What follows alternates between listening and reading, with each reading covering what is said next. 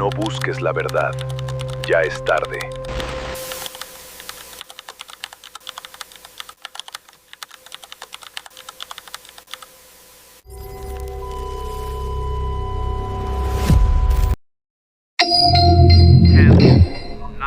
Área 51, lo que la CIA ocultó durante 58 años y lo que todavía oculta. Durante 58 años, el gobierno de los Estados Unidos se negó oficialmente a confirmar que este lugar existiera. No en un comunicado, no en una rueda de prensa, ni una sola vez en más de medio siglo ningún documento gubernamental usó su nombre en público. Y sin embargo, todos sabían dónde estaba. Los pilotos civiles lo evitaban. Los mapas topográficos oficiales del Servicio Geológico dejaban un espacio en blanco donde debería haber un lago llamado Groom Lake. Y cada semana aviones sin identificación despegaban desde Las Vegas hacia un punto en el mapa que técnicamente no existía.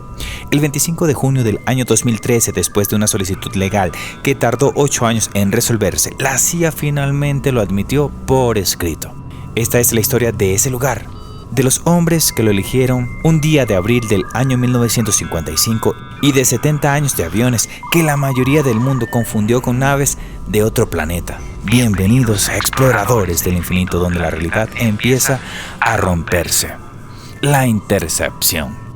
El día que eligieron el desierto. El 12 de abril de 1955, un pequeño avión, Beechcraft, sobrevuela el desierto de Nevada. A bordo, Richard M. Bissell Jr., alto funcionario de la CIA y director del proyecto de un avión espía revolucionario. El coronel de la Fuerza Aérea, Osmond Ritland, su contraparte militar en el programa. Y Clarence Kelly Johnson, el legendario ingeniero jefe de la división Skunk Works de Lockheed, el hombre detrás de los programas aeronáuticos más secretos del país. Pilotaban el avión Tony Levier, piloto de pruebas jefe de Lockheed. El grupo buscaba un lugar aislado, remoto e invisible para probar un avión que la Unión Soviética no debía saber que existía, el Lockheed U-2, con nombre en código Ángel, diseñado para volar a altitudes que ningún caza soviético de la época podía alcanzar. El proyecto llevaba el nombre CIA de Aquaton y el nombre de la Fuerza Aérea Oilstone. Bissell recordaba haber sobrevolado antes, durante su trabajo en el programa de pruebas nucleares, un pequeño campo de forma X en el sur de Nevada.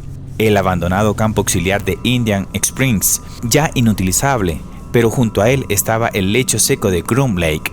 Levier aterrizó el avión directamente sobre el lecho seco del lago para que el grupo pudiera inspeccionar el terreno de cerca. Según relató Kelly Johnson años después, volamos sobre él y 30 segundos ya sabías que era ese lugar. Decidieron que era perfecto, pidieron a la Comisión de Energía Atómica que anexara el terreno a sus propiedades ya existentes en Nevada. El propio presidente Dwight D. Eisenhower aprobó personalmente la incorporación de esa franja del desierto, identificada en los mapas de cuadrícula por su designación Área 51. Kelly Johnson, para hacer el lugar sonar más atractivo a los trabajadores que tendrían que vivir ahí, le puso un apodo Paradise Ranch, el rancho del paraíso. Con el tiempo se acortó simplemente a El Rancho.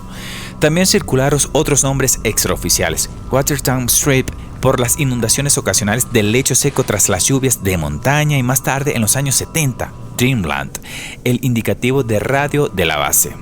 Fuente verificable. Bissell autoriza el dinero. Dentro de los días posteriores al vuelo de reconocimiento, Bissell autorizó $800,000 para las mejoras de infraestructura, pozos de agua, tanques de combustible, una pista pavimentada de 1.500 metros y alojamiento para 150 personas. La instalación Groom Lake abrió en julio de 1955 bajo la administración directa de la CIA, operando de forma independiente de los procedimientos estándar de adquisición y pruebas de la Fuerza Aérea. Kelly Johnson reportaba directamente a Bissell en la CIA, evitando las capas burocráticas que normalmente añadían años a cualquier programa de desarrollo aeronáutico. El primer avión U-2 llegó al Área 51 el 24 de julio de 1955, transportando desde Burbank, California, un avión de carga C-124 Globemaster II, acompañado por técnicos de Lockheed en un Douglas DC-3. Voló por primera vez el 4 de agosto de ese mismo año. Para preservar el secreto, el personal volaba en Nevada los lunes por la mañana y regresaba a California los viernes por la noche. Una rutina que se repetía con variaciones durante los siguientes 7 décadas. El costo humano del secreto.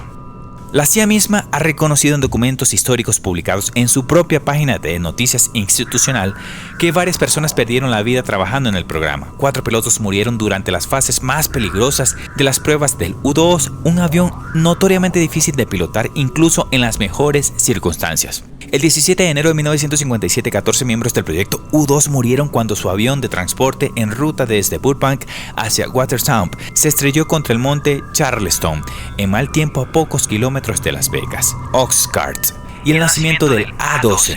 En 1959 comenzó el proyecto Oxcart, el desarrollo del sucesor del U-2, el Lockheed A-12, un avión diseñado para volar a más de Mach 3, casi 2.500 millas por hora, a 90.000 pies de altitud, con pilotos que necesitaban trajes de presión y casi idénticos a los de los astronautas. El primer A-12 fue transportado en secreto desde Burbank el 26 de febrero de 1962 y realizó el primer vuelo de Groom Lake el 26 de abril de ese año, cuando la base ya contaba con más de 1.000 personas trabajando en el sitio. Resolver los problemas de ingeniería para construir ese avión requirió inventar técnicas de fabricación de titanio que no existían, combustibles capaces de resistir el calor extremo y motores capaces de sostener combustión supersónica prolongada. Nada de eso existía antes de ese programa. A finales de 1963 había 9 A-12 en el Área 51, asignados al Escuadrón de Actividades Especiales 1129, operado directamente por la CIA. Ese avión evolucionaría hacia la variante que todos conocemos, el SR-71 Blackbird, operado por la Fuerza Aérea. En noviembre de 1959 se estableció además una instalación de pruebas de radar en el Área 51, ampliando el propósito del sitio más allá de los vuelos de prueba puros. El protocolo oculto, cuando las pruebas nucleares interrumpían los vuelos espía. Aquí hay un detalle que pocas veces se encuentra. Área 51 estaba situada justo en el borde noreste del campo de pruebas de Nevada, donde la Comisión de Energía Atómica realizaba detonaciones nucleares regulares como parte de su programa de pruebas. Cuando comenzó la serie de pruebas Plum Bob en mayo de 1957 con la detonación inicial llamada Boltzmann, el personal de Watertown tuvo que evacuar las fases antes de cada explosión. Todo el personal debía portar insignias de radiación para medir su exposición a la lluvia radioactiva. Las operaciones de prueba del U-2 se interrumpían constantemente debido a estas detonaciones programadas y reprogramadas en Yucca Flat, a poca distancia de la pista. Es decir, durante los primeros años del programa más secreto de vigilancia aérea de la historia estadounidense, sus propios trabajadores vivían literalmente a la sombra de hongos nucleares no metafóricos. La explicación que nadie quería creer. Aquí está el dato que cambia toda la historia. Según la propia historia desclasificada de la CIA, los vuelos del U-2 y del A-12 explicaron más de la mitad de todos los reportes ovnis registrados en Estados Unidos entre finales de los años 50 y la mayor parte de los 70. La razón es simple: el U-2 volaba a altitudes de 70.000 pies o más, muy por encima de lo que cualquier avión comercial o militar convencional alcanzaba a esa época. Su piel plateada reflejaba la luz del sol incluso cuando desde el suelo ya había anochecido. Un piloto comercial o civil mirando desde el cielo veía un objeto brillante y silencioso volando a una altitud imposible para la tecnología que ellos conocían. No todos están de acuerdo con esa explicación. El investigador de ovnis Stanton Friedman calificó públicamente esa teoría como insuficiente en una entrevista con Associated Press, señalando: ¿puede el U-2 quedarse quieto en el cielo, hacer giros en ángulo recto en medio del aire, despegar de la nada? El U-2 no puede hacer nada de eso. Esa es una tensión real, documentada, entre la explicación oficial y las descripciones de ciertos testigos sobre maniobras específicas. La CIA no ha respondido públicamente a esa objeción en detalle. El rumor de Roswell. En el año 2011, la periodista de investigación Annie Jacobsen publicó un libro titulado Área 51, basado en entrevistas con antiguos trabajadores de la instalación.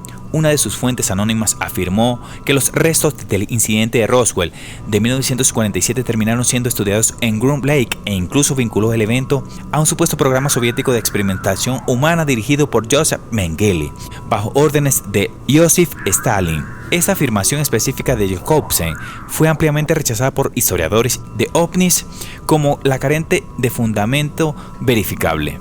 El informe oficial de la Fuerza Aérea de 1994, titulado El Informe Roswell, caso cerrado. Identificó los restos recuperados en Nuevo México como pertenecientes al proyecto Mogul, un sistema clasificado de globos con sensores acústicos diseñados para detectar pruebas nucleares soviéticas a gran altitud, específicamente el vuelo NYU número 4. Ningún documento del expediente desclasificado sitúa el material biológico no humano, ni una nave en Groom Lake. Eso es lo que dice el registro oficial disponible hasta hoy.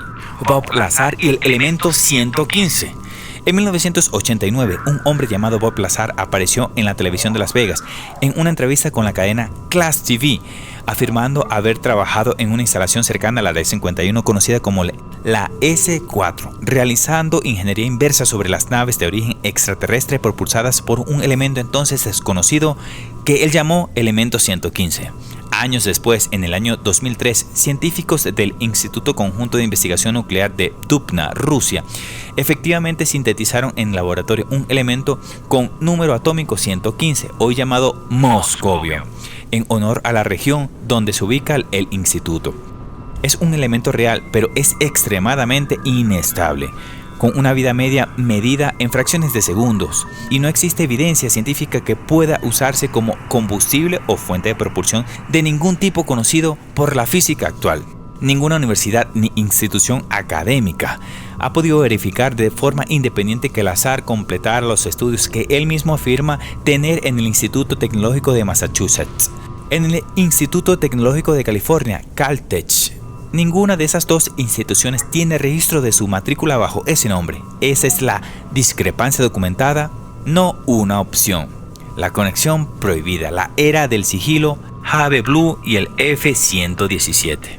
A mediados de los años 70, los programas U-2 y Oxcart, ya volviéndose obsoletos para tareas de espionaje activo, el control administrativo del Área 51 pasó de la CIA a la Fuerza Aérea, formalizándose bajo el destacamento 3 del Centro de Pruebas de Vuelo de la Fuerza Aérea, con sede en la base Edwards, California. Un memo del subdirector de la CIA, E.H. Kanoch, dirigido al jefe del Estado Mayor de la Fuerza Aérea, David C. Jones, documenta esa transferencia. En diciembre de 1977, el protocolo llamado HAP-Blue, una versión más pequeña y experimental de lo que sería el futuro F-117, voló por primera vez en Groom Lake. Su diseño se basó en investigación matemática soviética real, el trabajo teórico de 1962 del físico Pyotr Ufimtsev sobre difracción de ondas de radar, traducido por la División de Tecnología Extranjera de la Fuerza Aérea Estadounidense.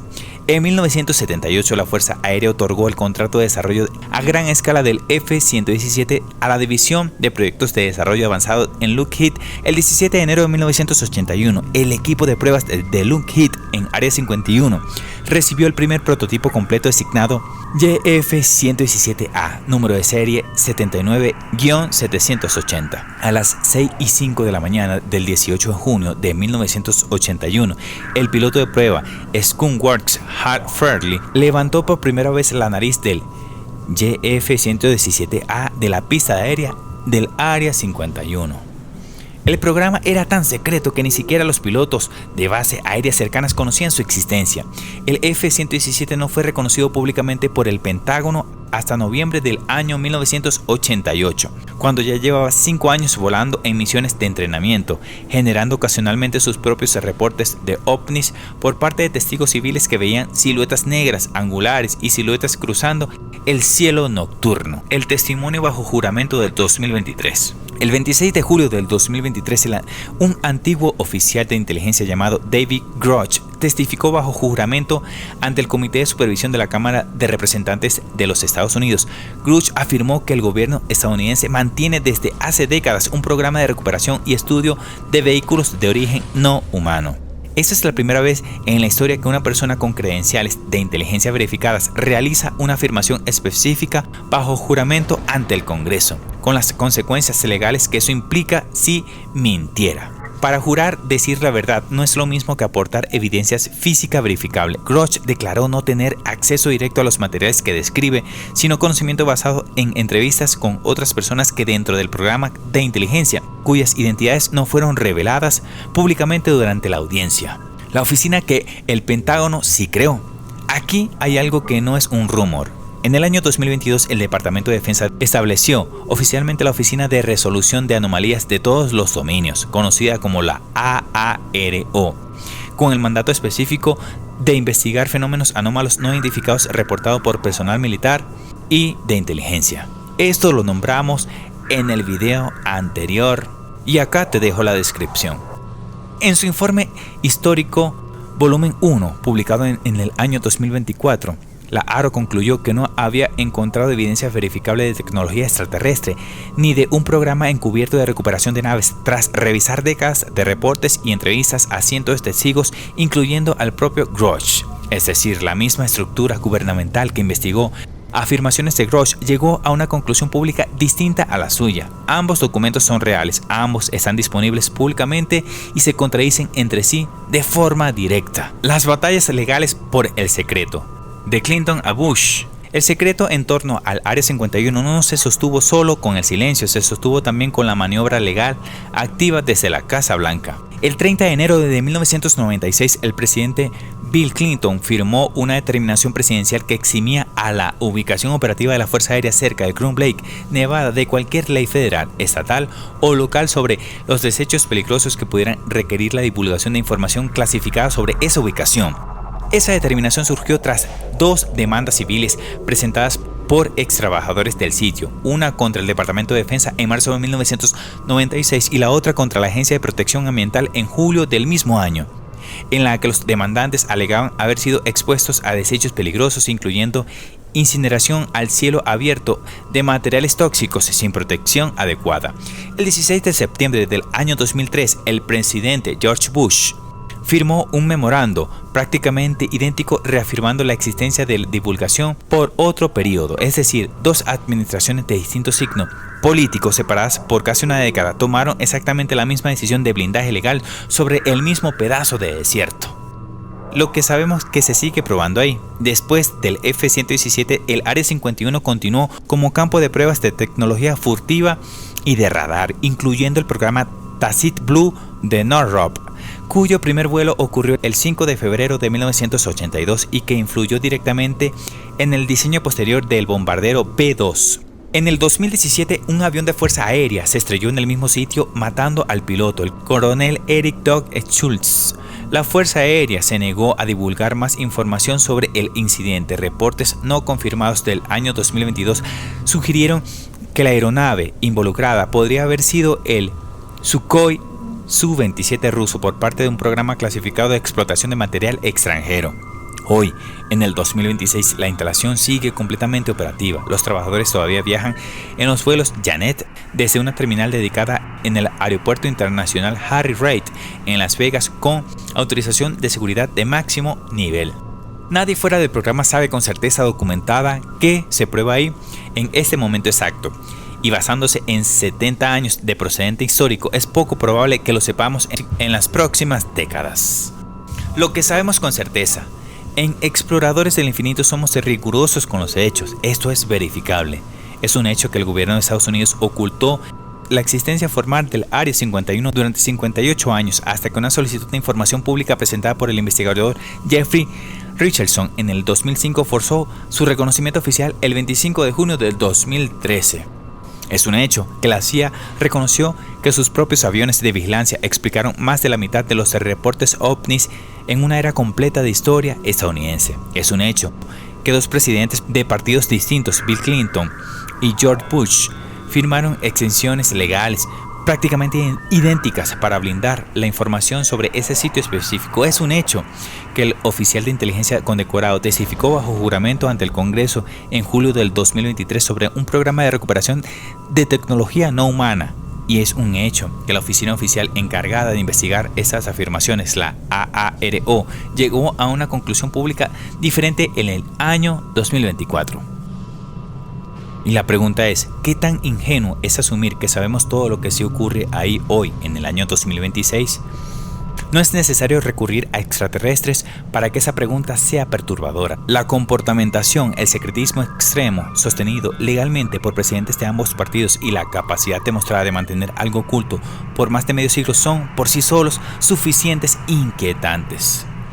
Sabemos su historia documentada hasta mediados de los siglos 70 gracias a un informe de 355 páginas que tardó 8 años en liberarse tras la solicitud original. Lo que ocurre ahí entonces, los últimos 50 años, sigue siendo una inmensa mayoría.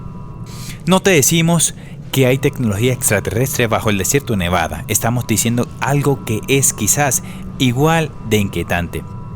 Que la distancia entre lo que el gobierno admite y lo que el gobierno sabe puede sostenerse con éxito legal y político total durante más de medio siglo sin importar qué partido ocupe la Casa Blanca. Y sí, lo lograron una vez durante 58 años sin que absolutamente nadie fuera del programa lo confirmara oficialmente hasta que un solo investigador insistió durante casi una década. ¿Qué te hace pensar que no lo están logrando esta vez, ahora mismo, en algún otro punto de ese mismo mapa? Esto es Exploradores del Infinito. Si este video te abrió los ojos, compártelo, suscríbete y sobre todo, no dejes de preguntar. Hasta el próximo archivo desclasificado.